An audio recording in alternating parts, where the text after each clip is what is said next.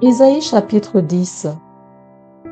Malheur à ceux qui prononcent des ordonnances iniques et à ceux qui transcrivent des arrêts injustes pour refuser justice aux pauvres et ravir leurs droits aux malheureux de mon peuple, pour faire des veuves leur proie et des orphelins leur butin. Que ferez-vous au jour du châtiment et de la ruine qui du lointain fondra sur vous? Vers qui fuirez-vous pour avoir du secours, et où laisserez-vous votre gloire? Les uns seront courbés parmi les captifs, les autres tomberont parmi les morts. Malgré tout cela, sa colère ne s'apaise point, et sa main est encore étendue. Malheur à l'Assyrien, verge de ma colère. La verge dans sa main, c'est l'instrument de ma fureur. Je l'ai lâché contre une nation impie. Je l'ai fait marcher contre le peuple de mon courroux, pour qu'il se livre au pillage et fasse du butin, pour qu'il le foule aux pieds comme la boue des rues. Mais il n'en juge pas ainsi, et ce n'est pas là la pensée de son cœur. Il ne songe qu'à détruire, qu'à exterminer les nations en foule. Car il dit, mes princes ne sont-ils pas autant de rois? N'en a-t-il pas été de Calno comme de Carchemish? N'en a-t-il pas été de Hamath comme d'Arpad? N'en a-t-il pas été de Samarie comme de Damas?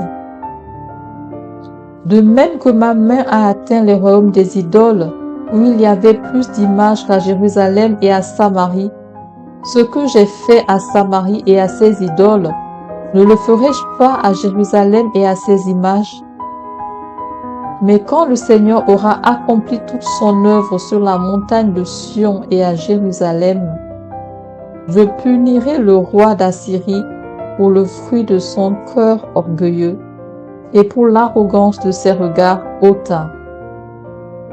Car il dit, c'est par la force de ma main que j'ai agi, c'est par ma sagesse que je suis intelligent. J'ai reculé les limites des peuples et pillé leurs trésors. Et comme un héros, j'ai renversé ceux qui siégeaient sur des trônes. J'ai mis la main sur les richesses des peuples, comme sur un nid, et comme on ramasse des œufs abandonnés, j'ai ramassé toute la terre. Nul n'a remué l'aile, ni ouvert le bec, ni poussé un cri.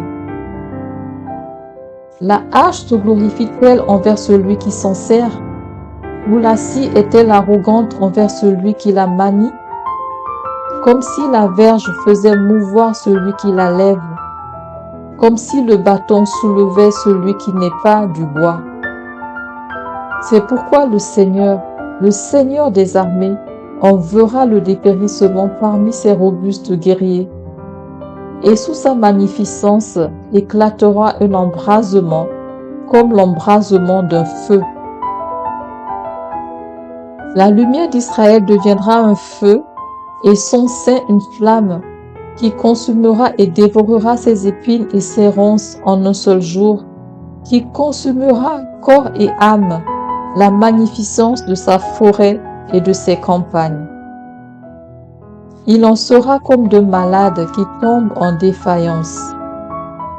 Le reste des arbres de sa forêt pourra être compté, et un enfant en écrirait le nombre.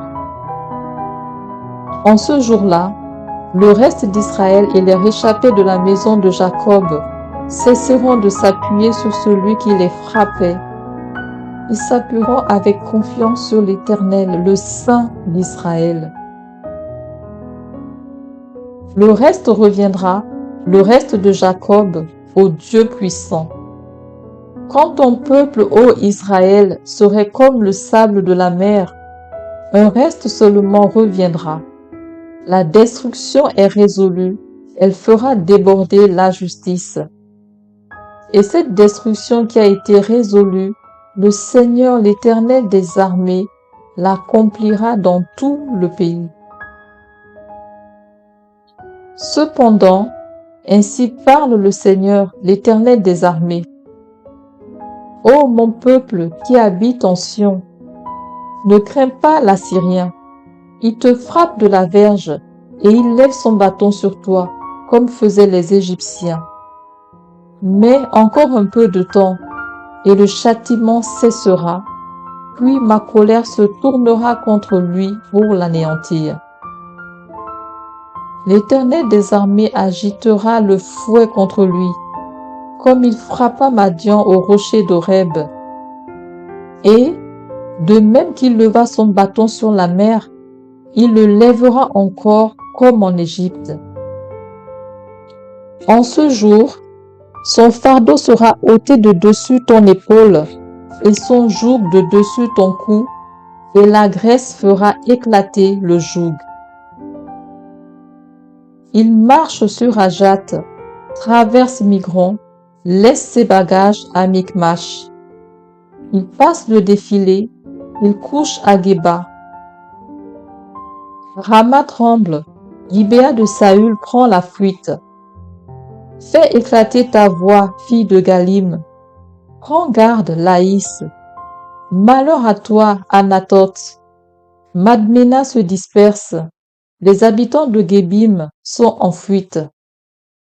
Encore un jour de halte à Nob, et il menace de sa main la montagne de la fille de Sion, la colline de Jérusalem. Voici l'Éternel des armées brise les rameaux avec violence. Les plus grands sont coupés, les plus élevés sont abattus. Il renverse avec le fer les taillis de la forêt, et le Liban tombe sous le puissant.